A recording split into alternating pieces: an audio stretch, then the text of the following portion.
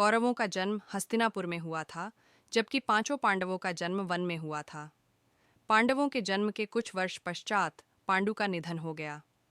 पांडु की मृत्यु के बाद वन में रहने वाले साधुओं ने विचार किया कि पांडु के पुत्रों, अस्थि तथा पत्नी को हस्तिनापुर भेज देना ही उचित है।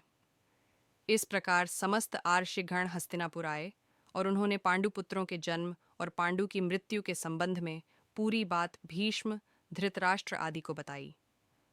भीष्म को जब यह बात पता चली तो उन्होंने कुंती सहित पांचों पांडवों को हस्तिनापुर बुला लिया।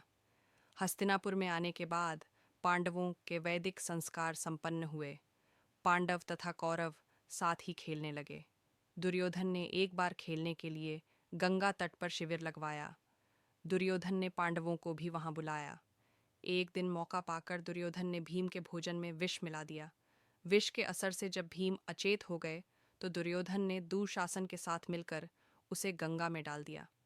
भीम इसी अवस्था में नागलोक पहुंच गए। वहां सांपों ने भीम को खूब डंसा, जिसके प्रभाव से विष का असर कम हो गया। जब भीम को होश आया तो वे सर्पों को मारने लगे। सभी सर्प डरकर नागराज वासुकी के पास गए और पूरी बात बताई। तब वासुकी स्वयं भीमसेन के पास गए। उनके साथ आर्यक नाग ने भीम को पहचान लिया। वह भीम से बड़े प्रेम से मिले।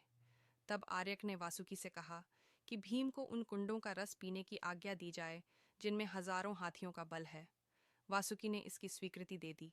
तब भीम 8 कुंड पीकर एक दिव्य शैया पर सो गए। जब दुर्योधन ने भीम को विष देकर गंगा में फेंक दिया तो उसे बड़ा हर्ष हुआ। शिविर के समाप्त होने पर सभी कौरव व पांडव भीम के बिना ही हस्तिनापुर के लिए रवाना हो गए। पांडवों ने सोचा कि भीम आगे चले गए होंगे। जब सभी हस्तिनापुर पहुंचे तो युधिष्ठिर ने माता कुंती से भीम के बारे में पूछा। तब कुंती ने भीम के न लौटने की बात कही।